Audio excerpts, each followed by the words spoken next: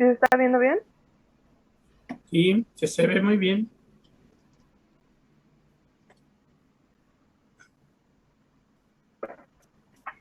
Buenos días, compañeros. Nosotros somos el equipo 1. Les vamos a presentar lo que es la parte de reservorio, modo de transmisión de la gente, puerta de eliminación y puerta de entrada. El equipo está conformado por Laura Sofía Hernández Saucedo, Nadia Deyanira Martínez Juárez, Alejandra Gúndez Rodríguez y yo, su servidora Alejandra Guadalupe Ríos Castillo. Para empezar, vamos a hablar sobre reservorio. Los gérmenes, ya sean patógenos o no, van a habitar y se van a multiplicar y se van a mantener en lo que son nichos naturales específicos. El hábitat normal, en donde el agente infeccioso vive, se multiplica. Perdón, doctor, ¿alguien habló? Okay. No, Bueno, ole. el hábitat normal. Okay, gracias. El hábitat normal en el que vive, se multiplica y o crece un agente infeccioso se va a denominar como reservorio.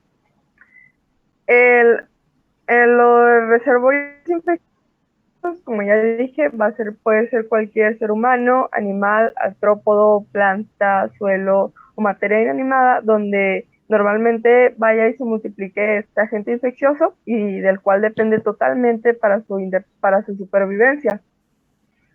Aquí puede reproducirse de tal manera que sea transmitido a otro huésped susceptible. Tenemos entre los tipos los reservorios humanos, como ya les comenté. Estos van a ser los predilectos para las enfermedades de transmisión sexual, la lepra, la tosferina y fiebre tifoidea. Se puede tratar con antibiótico adecuado. Esto nos hace que la acción sea directa, se ejerce tanto sobre el sujeto, que es el paciente, y el reservorio. Así que nos permite tener un control nos permite que el agente infeccioso esté más controlado. Al contrario, por ejemplo, en reservorios extrahumanos, que pues los animales pueden ser infectados y a la vez servir como reservorios para otras enfermedades del ser humano. Entre los ejemplos vamos a tener la brucelosis, la leptospirosis, la peste, la citacosis, la rabia y el tétanos. En estos reservorios extrahumanos es importante identificar el reservorio siempre que sea posible y adoptar lo que son medidas de protección para las especies, particularmente, por ejemplo, pues los animales domésticos, los cuales van a ser susceptibles. Aquí podemos adoptar lo que son medidas de prevención como la vacunación, por ejemplo, la vacunación antirrábica canina y la antidencefálica equina, que nos van a proteger a nosotros los humanos indirectamente protegiéndolos a ellos. Ahora, hablando de lo que es la zoonosis, esta es una enfermedad infecciosa que va a ser transmitida a través de los animales vertebrados hacia el hombre. Vamos a zoonosis como lo que es la fiebre amarilla, la gripe aviar, la rabia, el ébola, el zika, entre otras. Y vamos a tener, por ejemplo, zoonosis bacterianas como la salmonelosis, la tuberculosis o la peste bubónica. y vamos a tener también lo que son zoonosis fúngicas, como la tiña, y zoonosis parasitarias, como lo que son las pulgas, lo que es la toxocariasis y también lo que es la leishmaniasis.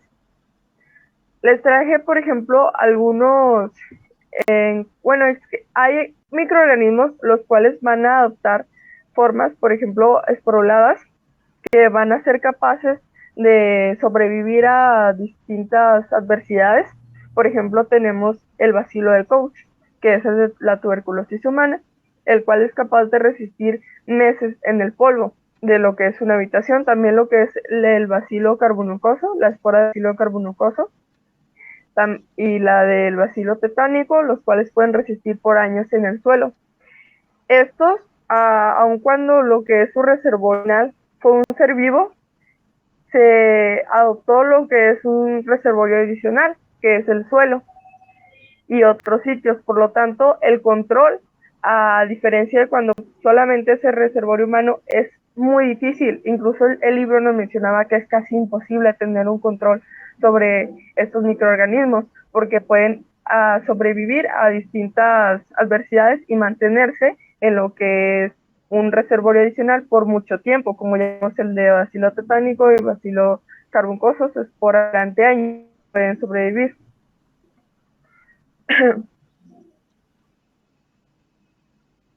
Ahora, hablando sobre la fuente de infección, debe distinguirse claramente lo que es la fuente de contaminación y la fuente de infección. Como lo habíamos visto en Maris tifoidea, la fuente de infección es causada, por ejemplo, por un cocinero que está infectado al preparar lo que es la comida, y lo que es la fuente de contaminación es lo que produce un derrame de una fosa séptica, por ejemplo, en un abastecimiento de agua. Y hablando de lo que es el portador, tenemos que el portador es un individuo o animal infectado que va a albergar este agente infeccioso específico de alguna enfermedad y puede presentar o no síntomas. Más adelante vamos a hablar de... ¿Sí se cambió la diapositiva? Ah, ya. Vamos a hablar sobre las diversas maneras del portador. Por ejemplo, tenemos un portador asintomático y un portador convaleciente. También tenemos un portador en incubación. El portador asintomático, como lo dice su nombre, pues es un gran riesgo porque puede transmitir la enfermedad y al verse infeccioso, pero mantiene totalmente su contacto con la comunidad porque no se da cuenta que tiene lo que es el agente infeccioso. Como lo habíamos visto en la historia de Mari la tifoidea, ella se mostraba reacia debido a que ella es sana, que no tenía ninguna enfermedad. Los portadores asintomáticos son más difíciles de controlar porque cuando se detectan se muestran reacios a mantener las medidas porque se sienten saludables. En cambio, un portador convaleciente, pues este ya está en la fase de convalescencia, como lo dice su nombre, y este ya presenta lo que son manifestaciones clínicas. Tanto el portador asintomático como el portador convaleciente puede ser breve, que es un portador transitorio temporal, o puede ser prolongado, que se llamaba un portador crónico.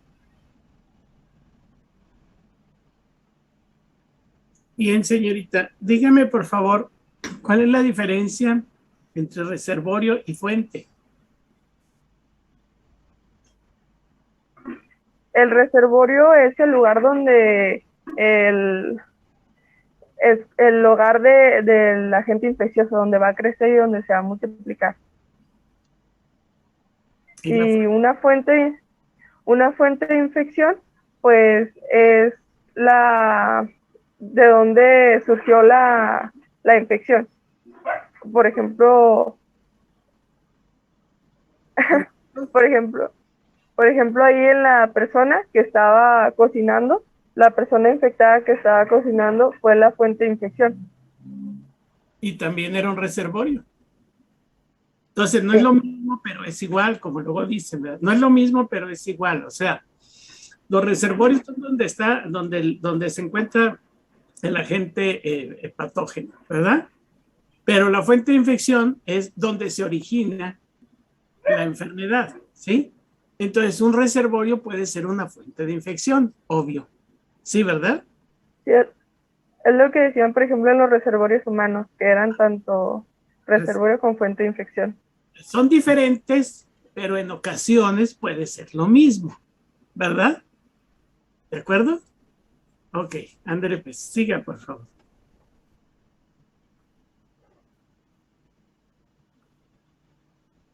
Bueno, voy a continuar yo con lo que es el periodo de incubación. Primero, pues, ¿qué es el periodo de incubación? Va a ser un intervalo de tiempo que va a transcurrir entre la exposición a un agente infeccioso y la aparición del primer signo o síntoma de la enfermedad. Aquí, pues, es importante mencionar que en la mayoría de las enfermedades infecciosas existe la posibilidad de transmisión durante el periodo de incubación y, pues, principalmente en lo que es el periodo inmediato antes de presentar los síntomas y signos que permiten hacer el diagnóstico. Bueno, hay casos extremos en que el estado del portador en el periodo de incubación puede tener una larga duración. Le das a la siguiente, por favor.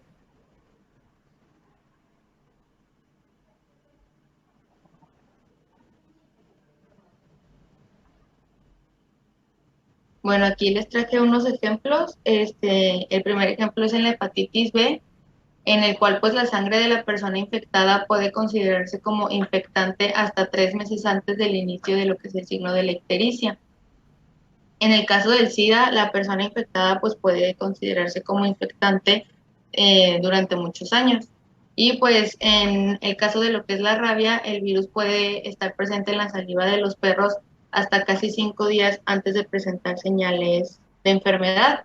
Esto nos permitió determinar lo que fue el periodo de 7 a 10 días para mantener en observación al animal agresor. O sea, si a ti te muerde un perro, se debe de mantener a ese perro en observación de 7 a 10 días. Y si este animal no desarrolla señales de rabia en este tiempo, en este intervalo, pues podemos concluir que no estaba enfermo. Le das a la siguiente.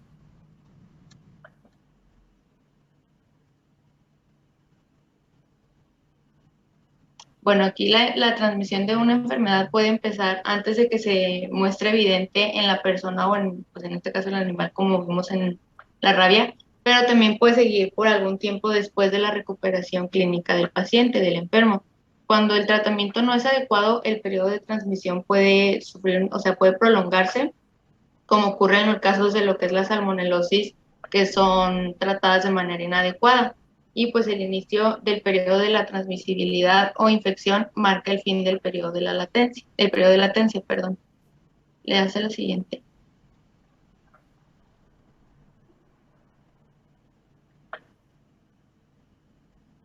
Bueno, vamos a hablar de lo que es el periodo de latencia, vamos a mencionar la definición. Este es el intervalo de tiempo que transcurre desde que se produce la infección hasta que la persona se vuelve infecciosa. Y tenemos lo que es el periodo de transmisión, que este es el intervalo de tiempo durante el cual el agente infeccioso puede ser transferido de manera ya sea directa o indirectamente de una persona infectada a otra. Puede ser pues también de un animal infectado al ser humano o algunas veces de un ser humano infectado a un animal.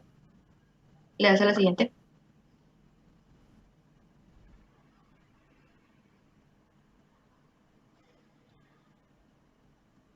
Bueno, aquí en esta tabla traje unos ejemplos también. Algunas enfermedades como es la meningitis meningocócica y las infecciones estreptocócicas. Pues aquí el periodo de transmisibilidad se cuenta desde el momento de la primera exposición a lo que es la fuente de infección hasta que el microorganismo infectante desaparece de las membranas mucosas que hayan sido afectadas.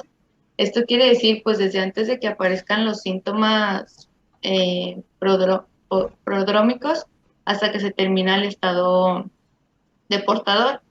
Y pues también en enfermedades como tuberculosis, sífilis y gonorrea, pues la transmisibilidad puede ser intermitente durante la evolución de la enfermedad. En enfermedades transmitidas por vectores como lo son la malaria, el dengue y la fiebre amarilla, el periodo de transmisibilidad pues es aquel en que el agente va a permanecer de forma infectante en la sangre u otros tejidos de la persona afectada en una cantidad suficiente para poder infectar al vector. Y le das a la siguiente.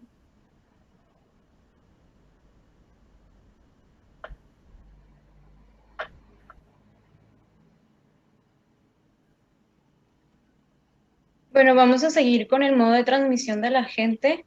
Primeramente hay que saber qué es el modo de transmisión. Este va a ser la forma en que la gente, en que el agente infeccioso se va a transmitir desde el reservorio hasta el huésped. Este se va a dar por dos mecanismos, ya sea por transmisión directa o por transmisión indirecta. En la transmisión directa o transmisión de persona a persona, que también se llama de esta manera, el agente infeccioso se va a transferir hasta una puerta de entrada para que así se pueda llevar a cabo la infección. Este tipo de transmisión puede ocurrir de dos maneras. La primera sería por las gotitas de flush, que se van a rociar ya sea en, por ejemplo, conjuntivas o mucosas, ya sea de nariz o boca, por medio de acciones que nosotros hacemos pues a diario, como estornudar, toser, escupir, hablar, cantar, bostezar y pues algunas otras más. Y la segunda sería por contacto directo, como puede ser al tocar, al besar o incluso hasta tener pues relaciones sexuales. Ahora, la transmisión indirecta se va a transmitir por 3 maneras. Yo les voy a mencionar las 2 primeras. La primera es mediante vehículos de transmisión o fómites, que estos son objetos que se encuentran contaminados. Estos pueden ser de cualquier tipo que nos podamos imaginar, juguetes, instrumental, pañuelos, muebles, platos, incluso en alimentos o hasta en sustancias líquidas, como puede ser el agua, la leche, incluso hasta en el suero o el plasma. Y pues aquí el agente infeccioso se puede haber multiplicado o no en el objeto antes de transmitirse. El segundo es por medio de un vector, que el vector es un insecto que va a transportar el agente infeccioso desde un humano o sus desechos hasta un humano susceptible o a su comida o a su ambiente. ¿Le hace la siguiente, por favor?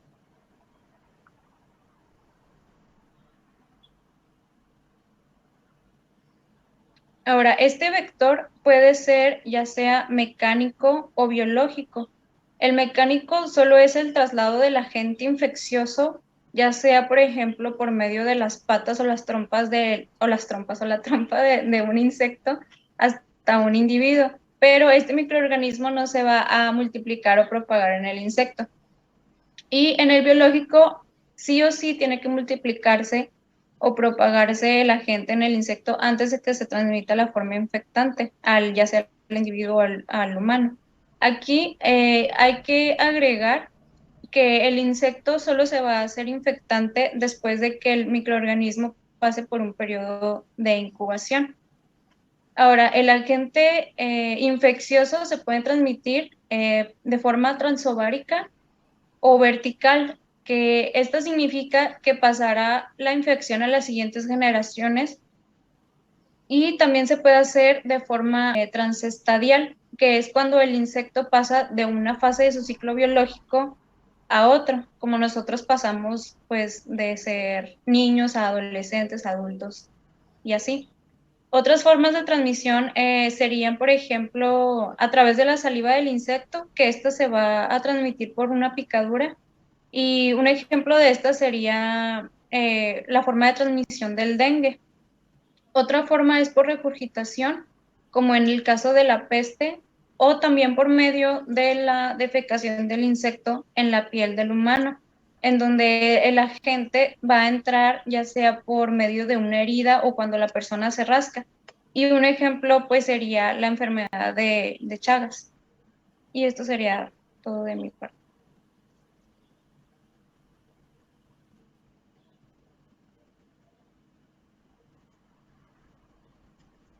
Continuando con lo que es la vía de transmisión indirecta que ya nos mencionaba, le das a la anterior, Ale, por favor.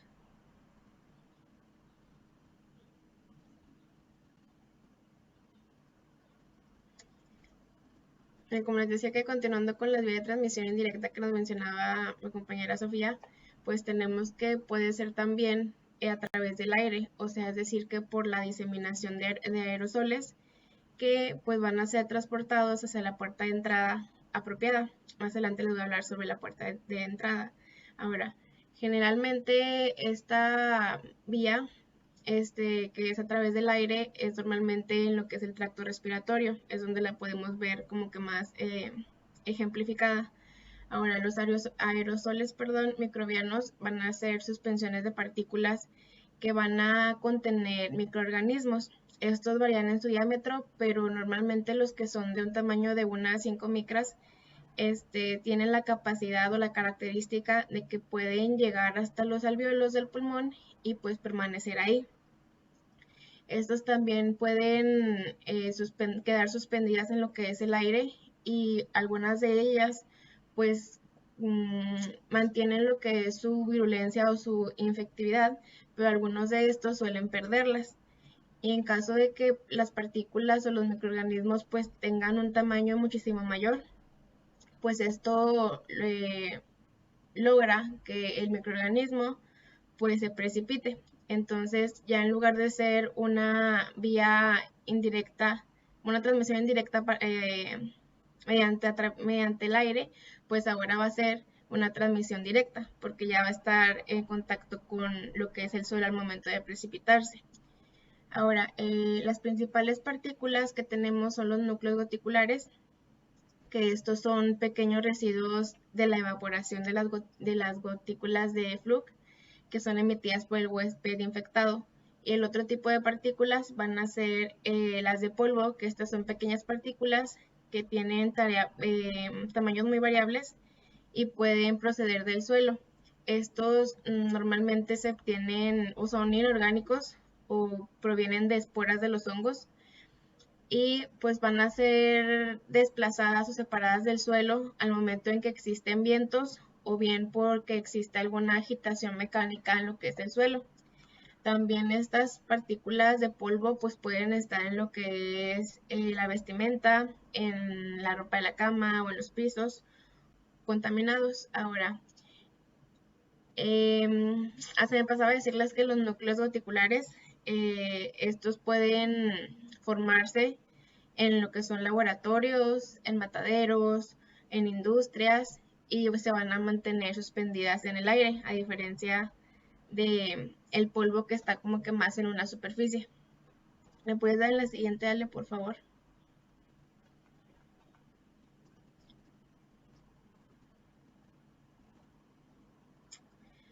Ahora, en la puerta de eliminación o la puerta de salida de un agente va a ser la vía o el camino por el cual un agente va a salir del huésped para generar lo que es la transmisión de este. Normalmente las vías de salida o las puertas de eliminación son, por ejemplo, las respiratorias, las genitourinarias, digestivas, la piel o la placentaria. Por nombrar unos ejemplos, en la respiratoria pues vamos a tener a la tuberculosis, a la influenza, al sarampión, que pues esta puerta de salida es muy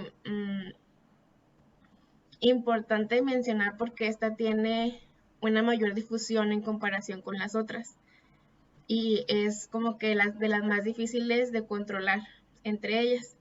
Ahora, en los ejemplos de la genitourinaria tenemos a la sífilis, al SIDA, a la gonorrea, en las infecciones de transmisión sexual. En las digestivas, pues aquí podemos hablar de la tifoidea, de la hepatitis A, la hepatitis C, la cólera o la ambibiasis. Y en la piel, pues esta se lleva a cabo a través de lo que es el contacto directo, como mencionaba nuestra compañera Sofía, como por ejemplo la varicela, el herpes zóster y la sífilis.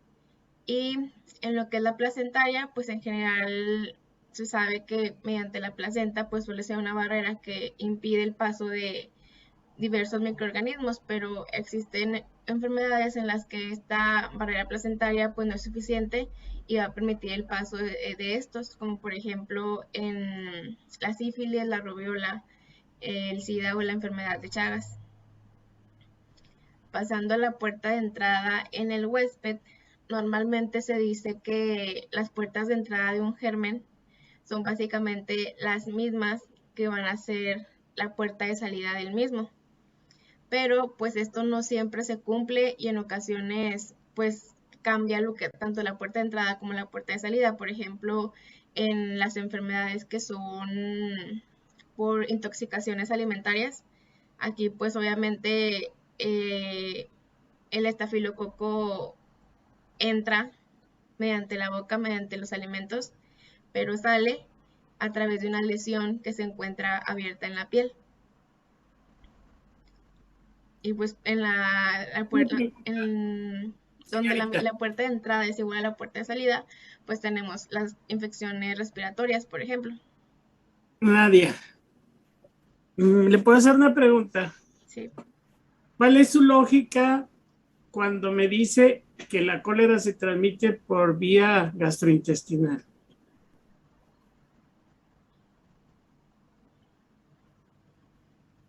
¿Mi lógica?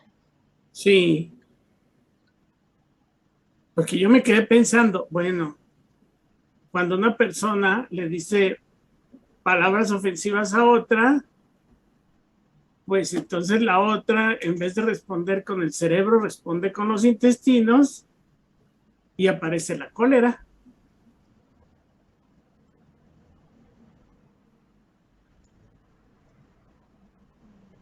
Pues ¿Me expliqué? ¿Cómo? Perdón. Cuando una persona le dice a otra palabras ofensivas y la otra persona, en vez de responder con el cerebro, responde con los intestinos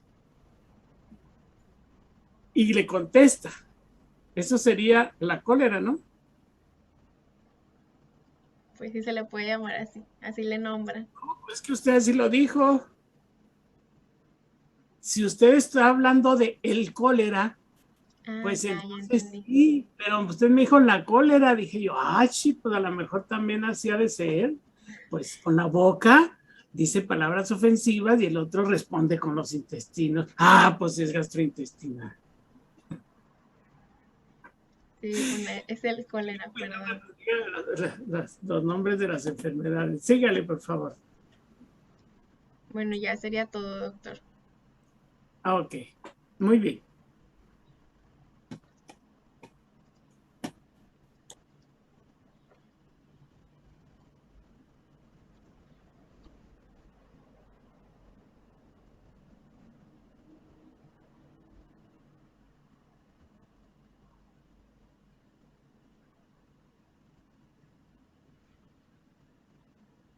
¿Quién sigue? ¿El equipo 2? ¿Va a empezar? Sí, doctor. Ok. Les iba a hacer una pregunta. ¿A quién? ¿A Nadia o Alejandra? ¿A quién fue? Que me hablaron sobre la transmisión directa y la transmisión indirecta. ¿Quién fue? Sofía. Ok, Sofía Hernández. Sofía Hernández, en el caso del coronavirus, ¿cómo se transmite? ¿Por vía directa o por vía indirecta? Por vía directa. Por vía indirecta. Bueno, sí, también por vía indirecta, porque también han mencionado que se puede hacer la infección por medio de fómites. No, de fómites, no. La infección a través de fómites es muy difícil. Es que usted mencionó como vía directa la tos, ¿verdad? Y estamos todos. Sí. Pero luego después mencionó las gotículas suspendidas en el ambiente, o sea, a través del aire. No, bueno, eso lo mencionó mi compañera, pero eso también es una forma de transmisión indirecta. Así es. Entonces, el coronavirus se transmite de manera directa, ¿sí? Por eso se recomienda guardar una distancia mínima de 2 metros de la persona, ¿sí? Pero también hay casos en donde se ha demostrado que se transmite a través del aire. Lo que no significa que si usted sale a la calle se va a infectar. No. Están ya muy dispersas. La cantidad del inóculo ya no es suficiente para enfermarla, ¿sí? Pero sí en una habitación cerrada. Cuando la gente está en una habitación cerrada y existe un aire acondicionado, vamos a decir como el clima, como los mini splitters, que lo que hacen es que vuelven a sacar el aire y lo están recirculando. Entonces una persona puede estar cerca del splitter, el splitter tomar las gotículas y luego volverlas a empujar, pero más lejos. Entonces la gente se puede enfermar. Caso que no sucede cuando existe el aire lavado, el que nosotros normalmente usamos aquí en la laguna, el aire de agua, el que necesita agua para trabajar. Ese necesita siempre tener una ventana abierta o una puerta abierta para que el aire que va entrando vuelva a salir. De esa manera, cuando la gente está reunida y hay un paciente enfermo, entonces lo que hace es que se lleva el aire, las gotículas hacia afuera. ¿Sí me explico? Entonces, es un mecanismo de transmisión, sería un lugar cerrado, aunque tuviera ventilación, pero cerrado. Además, puede estar un ventilador funcionando, ¿verdad? Y toma las partículas de un lado y se las lleva para otro, ¿sí? E infecta a una persona que esté más lejos de 2 metros. ¿De acuerdo? Ok. Sígale, por favor. Es el equipo 2, ¿verdad? Síganle, por favor.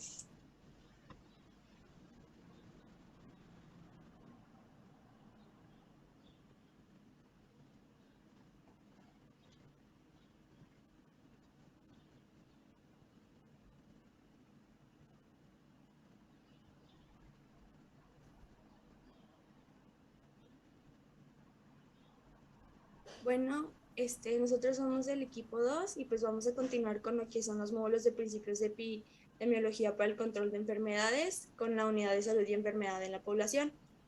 Bueno, vamos a continuar con lo que es un huésped susceptible.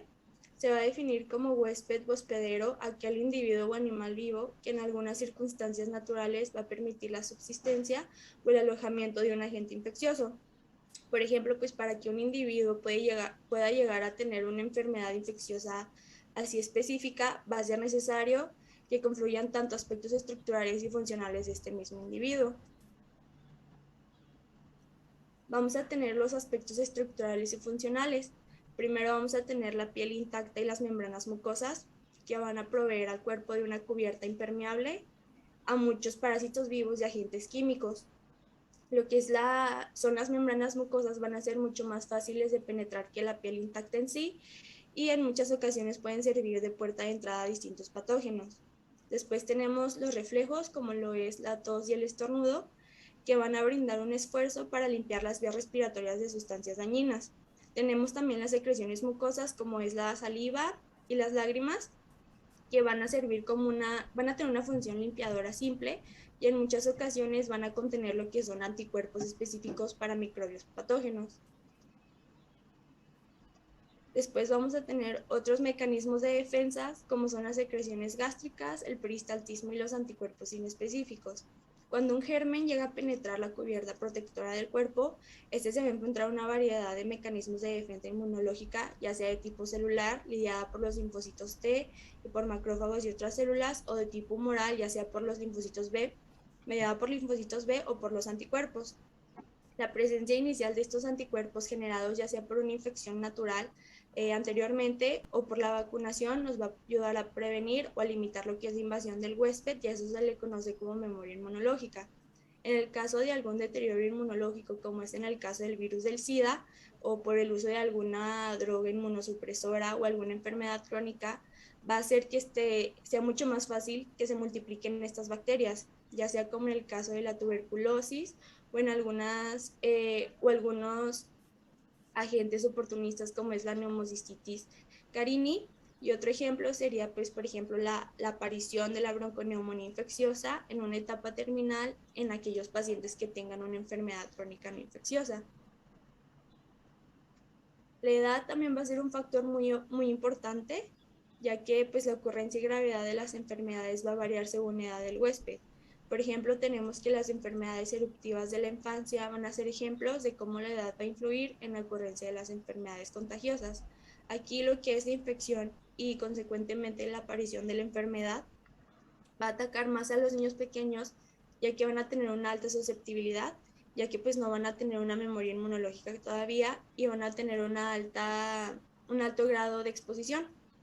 Y bueno, por ejemplo, la tuberculosis, la quistosomiasis en su forma crónica y algunos tipos de accidentes van a ser mucho más comunes, más común observarlo en adultos, y en la vejez va a ser más fácil observar enfermedades degenerativas, hipertensión, cáncer, y estos van a tener mucho mayor susceptibilidad a infecciones. Después tenemos el sexo. Va a ser muy difícil identificar las diferencias de susceptibilidad o de ocurrencia de la enfermedad debidas intrínsecamente a lo que es el sexo, pero se conoce que la susceptibilidad a ciertas infecciones de transmisión sexual como gonorrea o clamidiasis va a ser mucho mayor en mujeres que en los hombres debido a consideraciones anatómicas, fisiológicas y a la presencia de coinfecciones que puede ser de una o dos o más al mismo tiempo. Y bueno, lo que es la variación en la ocurrencia de la enfermedad de acuerdo al sexo va a reflejar más que nada pues la frecuencia de grados distintos de exposición a riesgos diferentes entre hombres y mujeres a razón de lo que es su estilo de vida y su ocupación. Por ejemplo, en la mujer En el embarazo nos va a predisponer más a padecer infecciones de las vías urinarias o agravar algunas patologías ya preexistentes. También se conoce que las enfermedades crónicas y otros tipos de eventos como la tirotoxicosis, la diabetes mellitus, la colecistitis, colelitiasis, obesidad, artritis y psiconeurosis va a ser mucho más común en la mujer. Y en el caso del hombre va a ser más frecuente observar úlcera péptica, hernia inguinal, accidentes, un cáncer de pulmón, que se suiciden o una cardiopatía arteriosclerótica.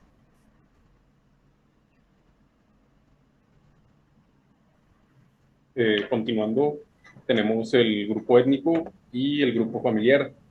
Estos van a ser características de interés en el huésped, y esto es debido a que miembros de un grupo étnico pues van a compartir muchos rasgos, los cuales van a estar determinados de forma genética.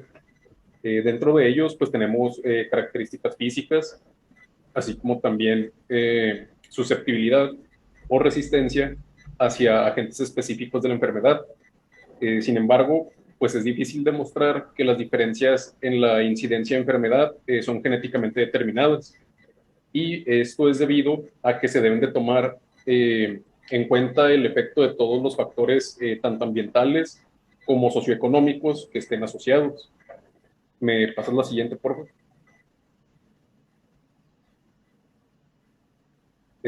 Asimismo, en los grupos étnicos podemos observar a los individuos que integran un grupo familiar, y estos pueden diferir entre sí con respecto a la susceptibilidad de enfermedades genéticamente determinadas.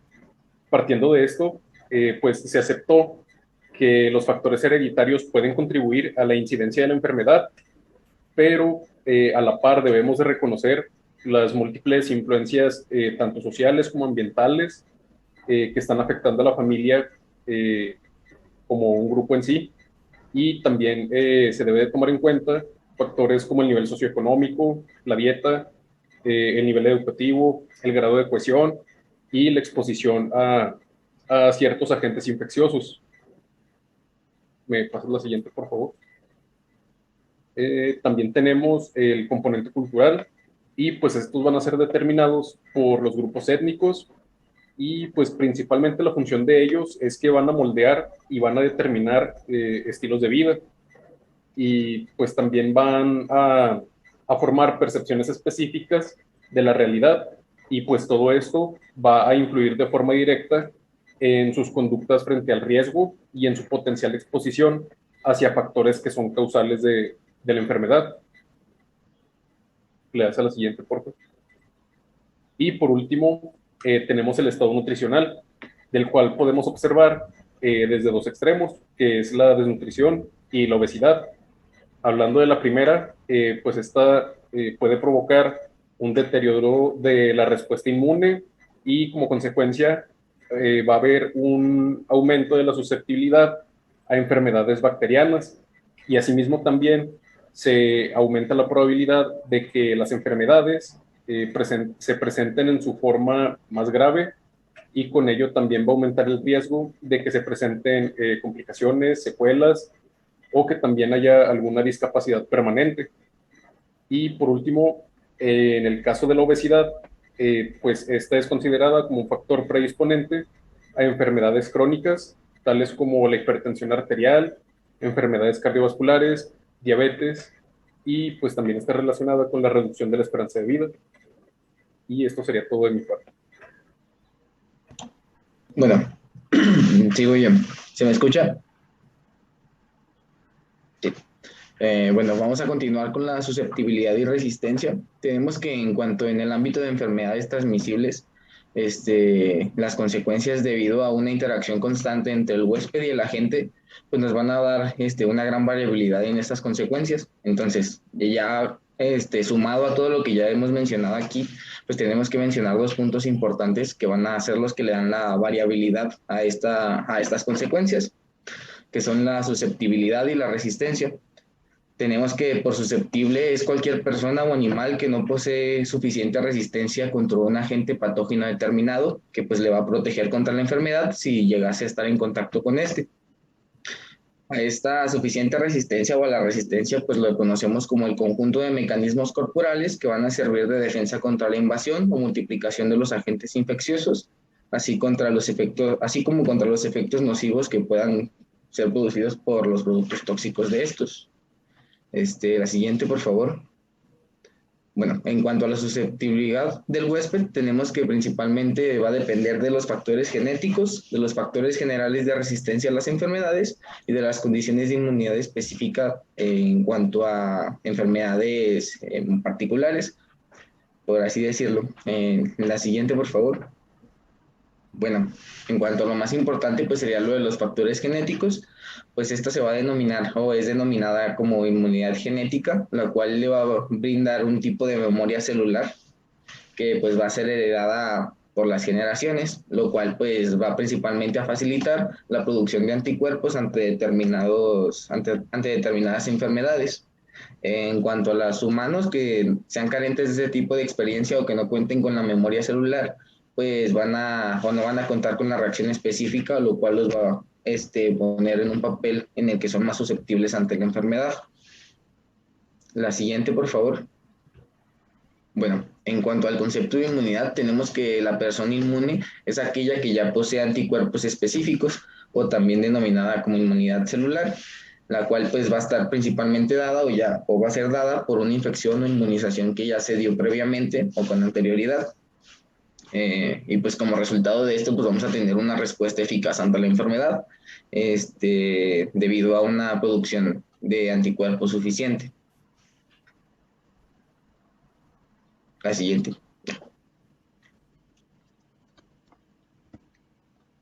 Muy bien, continuamos con la clasificación de lo que les comentaba mi compañero Emery, que es pues la inmunidad. En este caso, la inmunidad, como podemos observar en la imagen, se va a dividir en dos grupos principales, activa y pasiva. Por su parte, cada una de estas a su vez se subdivide en la que se adquiere de manera natural y la que se adquiere de manera artificial. Comenzando por la inmunidad activa, este tipo de inmunidad se dice que tiene una corta duración que puede ir desde días hasta meses. En el caso de la que se obtiene de manera natural, pues esta es transmitida por la madre a través de la placenta. En el caso de la adquirida de manera artificial, pues esta se adquiere mediante la inoculación de anticuerpos protectores específicos para algunas enfermedades, como es el caso vaya de las vacunas, por ejemplo, en el caso de la vacuna antitetánica, entre otras. Después tenemos la inmunidad pasiva, la cual se dice que es la inmunidad que va a durar cuestión de años. En el caso de la que se adquiere de manera natural, esta se obtiene como consecuencia de una infección previa, ya sea clínica o subclínica, o se puede realizar también de manera artificial por inoculación de fracciones, perdón, no es cierto.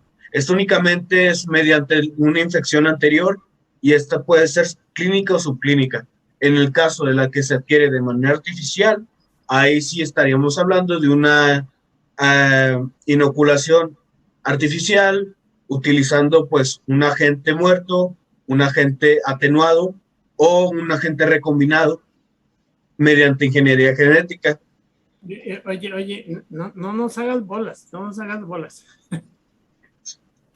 la inmunidad activa artificial son las vacunas, ahí son agentes inactivados, ¿sí? La inmunidad pasiva artificial son los sueros, son anticuerpos.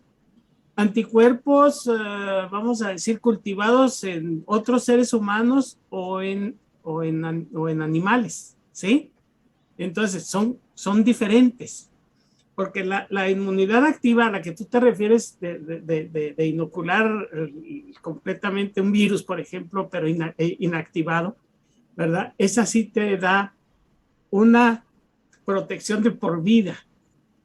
Y cuando administras anticuerpos, o sea, en la primera estás administrando antígenos y en la segunda estás administrando anticuerpos, que es la pasiva artificial.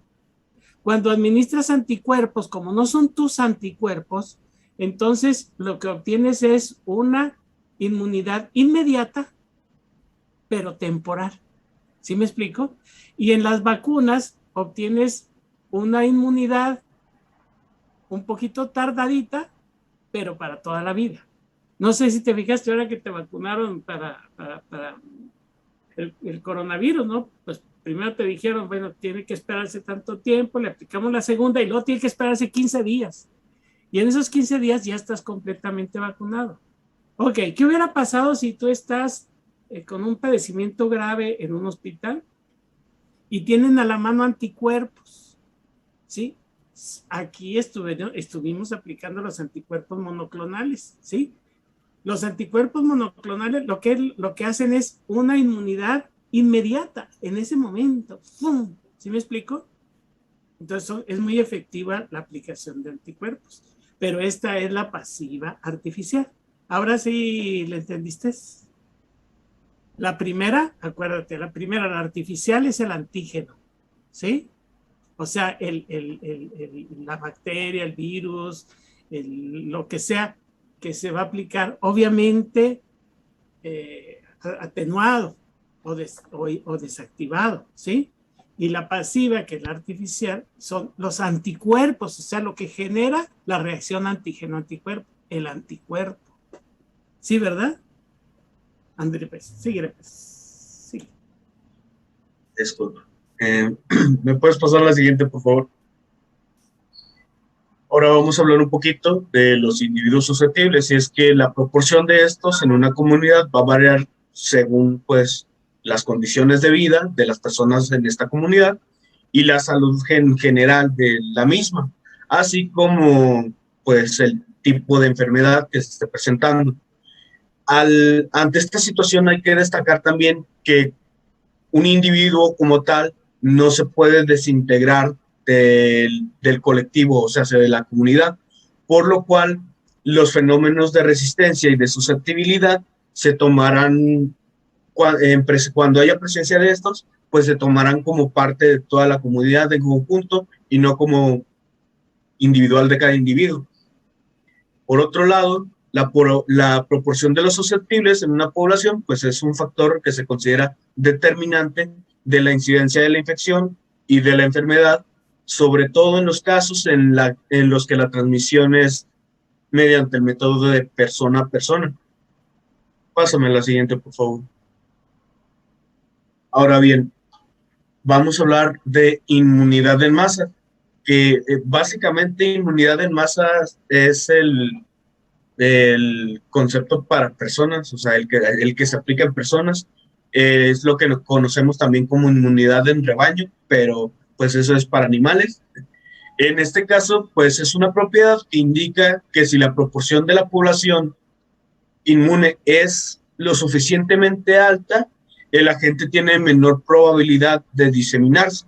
O sea, hace que básicamente a raíz de generar inmunidad ante un agente en la comunidad, no tiene por qué ser del 100%, la inmunidad ante este agente por parte de la comunidad, no tienen que estar todas las personas inmunes, pero con respecto a la tasa de inmunidad, pues entre mayor número de inmunes haya, menor será la probabilidad de diseminación del agente. Un ejemplo claro que podemos observar con esta situación, pues sería una situación que viene mencionada del MOPESE, y es que se considera que para interrumpir la transmisión de la difteria en la población se requiere entre un 75 y un 85% de la población inmune. De esta manera, pues se genera lo que viene a ser la inmunidad en masa. Este tipo de información es sobre todo de gran valor para los programas, como sabemos, programas de eliminación y de erradicación de enfermedades, como lo es el caso, por ejemplo, de la poliomielitis, del sarampión, entre otras. Además de que esta característica ilustra el concepto dinámico e interactivo que tiene la enfermedad o su ausencia, en la población. Como les comentaba también, pues realmente no se necesita de inmunizar al 100% de la población para que la diseminación de la gente se disminuya o se evite como tal. Para cada, o sea, para cada enfermedad, pues hay, como quien diría, una tasa, como para, pues sí, una tasa para que se evite como por completo y en conforme con respecto al aumento de la inmunización. O sea, entre más inmunes haya, básicamente lo que va a suceder es que se disminuye, pues, la transmisión de la gente. Y pues hasta aquí sería todo por nuestra parte. Oye, deja esa imagen que tienes. Está padrísima, oye, porque te explica de manera gráfica cómo la cobertura de inmunidad reduce la aparición de las enfermedades, ¿verdad? Y deja tú eso. Observa en la cobertura del 95% que hay nada más 2 personas susceptibles, ¿sí? Una se enferma, ¿verdad? Y luego de repente otra que está ya vacunada también se enferma. ¿Te fijas? O sea, el susceptible que estaba a la izquierda no se enfermó, pero una persona vacunada sí se enferma. Aquí en el 90 se nota más, ¿no? Que aquí hay una persona que se enferma y luego acá hay otra que ya están vacunados. No necesariamente todos, sino la primera persona era susceptible. La segunda puede ser que sí, pero las que están también ahí también se enfermaron. No significa que se vayan a morir. Y eso es lo que trata uno de explicarle a la gente. El hecho de que estemos vacunados no significa que no te vayas a enfermar. Sí te puedes enfermar, pero con la proporción es menor de enfermos, ¿verdad? ¿Me explico? Lo que sí es que pues ya no te vas a enfermar tan gravemente ni te vas a morir, ¿verdad? Entonces por eso me gustó mucho esta ¿cómo se llama? Esta gráfico. Ahí sí tienes chance, luego me lo pasas por WhatsApp, ¿no? O por correo, porque está muy bueno, ¿eh? Está muy bueno. Ok, muy bien. ¿Es todo o todavía sigue alguien más? Es todo, doctor, hasta aquí llega. Okay. Esta es la última parte. Bien, ¿ya puedes dejar de compartir, por favor? Ok. Lista de todos. Bien, entonces, en resumen, ¿qué aprendimos? Pues aprendimos cosas interesantes. Oye, y ahorita que estamos hablando de inmunidad activa artificial y pasiva artificial, es muy importante que tomen mucho esto en cuenta. ¿Por qué? Porque mire, yo vi casos en donde una persona a la que había mordido un perro, ya le habían puesto anticuerpos y luego de mala suerte le volvió a morder a los 2 meses otro perro y el perro también estaba rabioso y le volvieron a poner anticuerpos, casi lo matan. O sea, hay que tomar en cuenta que no es una vacuna, los anticuerpos no son una vacuna, ¿verdad? Entonces, hay que dejar de pasar un tiempo. Vamos a suponer que si te mordió este año, el año pasado te mordió el perro y te pusieron suero y te pusieron tu vacuna y ya la libraste, el perro tenía rabia pero tú ya la libraste, y el año que entra o este año, eso fue el año pasado, y este año te vuelve a morder el perro, ¿verdad? Y también está rabioso y también necesita que te apliquen anticuerpos, o sea, suero, pues entonces ya te los pueden aplicar, ¿no? Porque ya pasó un tiempo prudente. Eso es variable, depende de los sueros, porque acuérdate que hay sueros también para el tétanos y para otras cosas, ¿verdad? Entonces, es importante saber esto.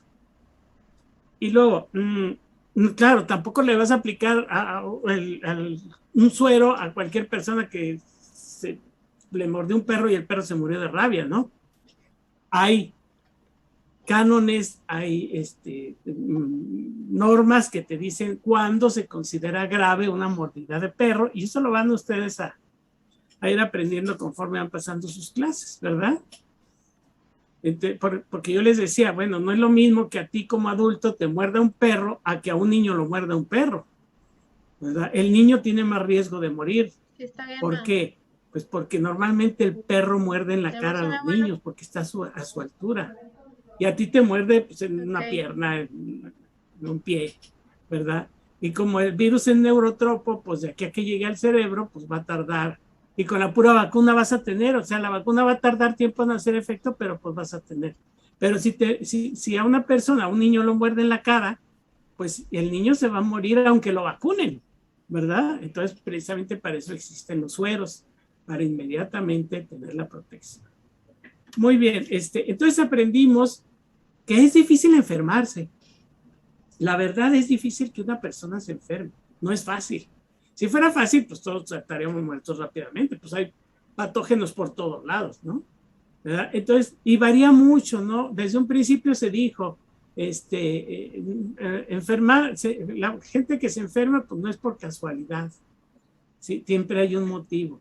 Y no todos se enferman al mismo tiempo, no es heterogéneo. Claro, si ustedes en grupo ahorita van y desayunan a un lugar de una persona que tiene fiebre tifoidea, no todos se van a enfermar de fiebre tifoidea, ¿verdad? ¿Por qué? Porque todos somos diferentes, tenemos diferentes resistencias, o tenemos ciertas susceptibilidades que sí nos hacen enfermarnos y otros que la resistencia no hace que se enfermen. Y todo lo que acabamos de ver, el sexo, la edad, el género, perdón, la raza, o sea, un chorro de cosas, ¿verdad? Entonces, no es fácil enfermarse. Debemos de tener en cuenta, pues, que no ocurre al azar la enfermedad. Nunca ocurre al azar, ¿sí? Siempre hay un motivo. Bien, ¿alguna duda, pregunta, comentario, señoritas y señoritas? Déjenme les digo, ya no vamos a tener clase porque se supone que la próxima semana es la semana de exámenes, así no la tienen marcada y no deberíamos de tener clase. Pero vamos a tener el examen el 21. Ya quedamos, va a ser presencial, va a ser en la Facultad de Medicina, por favor. Ustedes, si en ese momento me dicen, todavía seguimos con las medidas y no puede entrar más que el 50%. Ok, entonces 50% son 34, serían 15, 17 personas entrarían, ¿sí? Y la primera persona que salga, que termine, sale y entra otra, a la que sigue y entra otra, y la que sigue, y así nos las vamos a ir llevando. Que como les digo, el examen, pues en 15, 20 minutos lo responden. Habrá gentes que se tardan hasta media hora, pero bueno, ¿sí? Entonces, ¿qué incluye el examen? El examen incluye desde el principio hasta donde vamos, ¿sí? Desde el principio hasta donde vamos ahorita, incluyendo esto del MOPES. ¿De acuerdo? ¿Sí? Doctor, ¿desde el principio se refiere desde el primer parcial? Sí, no, me refiero desde que entramos a clases. O sea, desde que entramos a clases ahorita, todo lo que hemos aprendido va incluido en el segundo. Son acumulativos. El examen final va a incluir lo que vimos en el primero, en el segundo, el parcial y el final, y lo que va hasta el final. ¿De acuerdo? ¿Sí? Pero está muy sencillo, se contesta rápidamente. Es que esta cosa de la introducción a la salud pública es facililla, es fácil, ¿verdad? Ahora, de esto que vimos, la mayor parte que vimos, pues son cuestiones de infectología, no tanto de epidemiología. Ya de epidemiología como que es un poquito más complicado. Por eso yo les decía, de los manuales que vimos del MOPES, nada más lean el 1 y el 2, no lean el 3. Porque si leen el 3, se les va a hacer complejo porque todavía no saben epidemiología. Y van a entender algunas cosas ahorita, sí, pero no todo. Sí, no lo lean todavía. No quiero que digan, no, está bien difícil la epidemiología. No lo lean ahorita, ¿sí? Con lo que saben ahorita yo me conformo. Ya el próximo semestre podrán ver lo que es epidemiología. ¿De acuerdo? ¿Sí? Ándeles pues, chicos, entonces ya estamos. Nos vemos en la facultad a la hora de su clase. ¿De acuerdo? Jueves 21, no se les olvide.